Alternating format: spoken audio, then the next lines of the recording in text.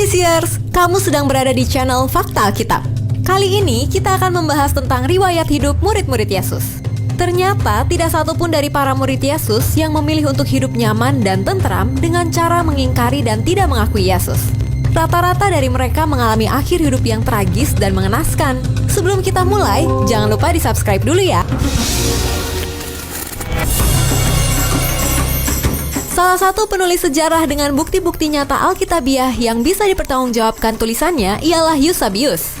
Pada tahun 325, ia pernah menulis buku yang berjudul Rasul dan Murid dari Juru Selamat telah menyebarkan dan mengkhotbahkan Injil ke seluruh dunia yang berisi tentang kisah hidup dan kematian murid-murid Yesus. Tulisan dari Eusebius telah ditelusuri dan diselidiki ulang oleh penulis sejarah gereja kondang, Mr. Schumacher, untuk membuktikan akan kebenaran dari tulisan tersebut. Berdasarkan tulisan itulah, kami ingin membagikan riwayat dan akhir hidup murid-murid Yesus melalui video ini. Yuk kita mulai dari murid yang pertama, yaitu Andreas. Andreas adalah saudara Simon Petrus. Arti nama Andreas dalam bahasa Yunani adalah jantan.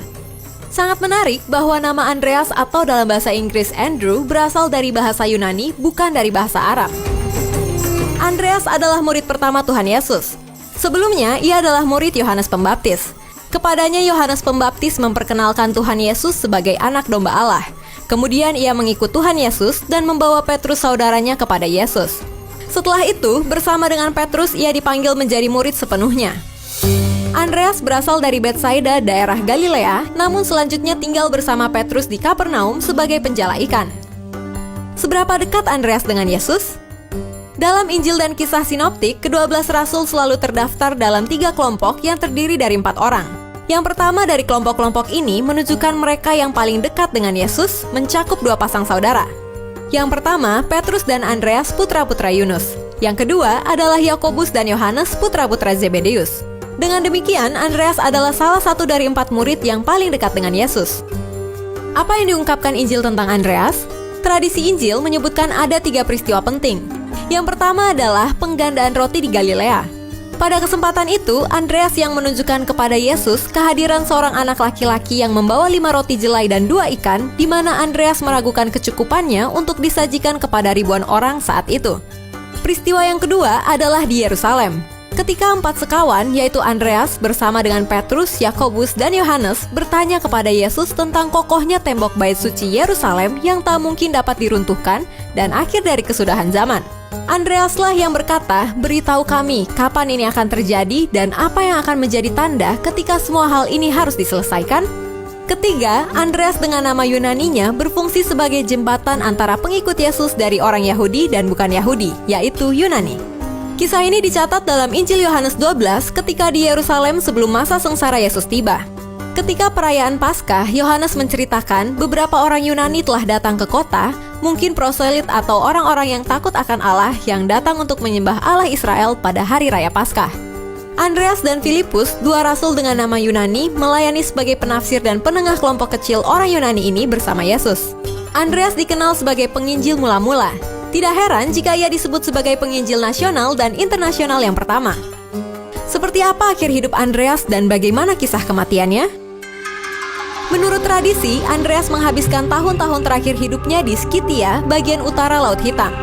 Tetapi sebuah buku kecil yang berjudul Acts of Andrew, kemungkinan ditulis tahun 260 Masehi, menceritakan bahwa ia memberitakan Injil terutama di daerah Makedonia dan mati martir di Patras, Yunani.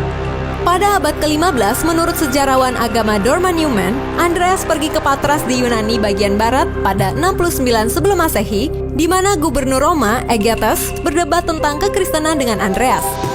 Aegeates mencoba meyakinkan Andreas untuk meninggalkan kekristenan atau pengikut Yesus, sehingga ia tidak perlu menyiksa dan mengeksekusi dia. Tapi ketika itu tidak berhasil, rupanya ia memutuskan untuk memberikan Andreas siksaan.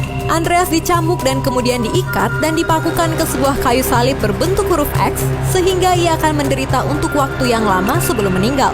Andreas tetap terikat di tiang gantung selama 2 hari, di mana selama 2 hari itu dia terus berkhotbah kepada orang yang lewat walau dia dalam posisi tergantung di sebuah salib X.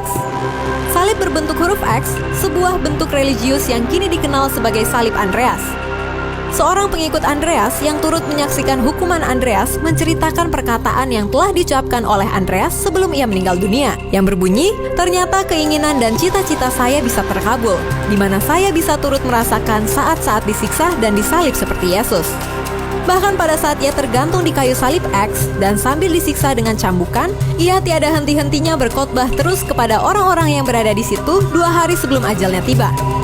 Bangsa Skotlandia menjadikan salib Andreas ini sebagai lambang bendera negara mereka, karena negara itu mempunyai kisah legenda dan bersejarah berkaitan dengan Rasul Andreas.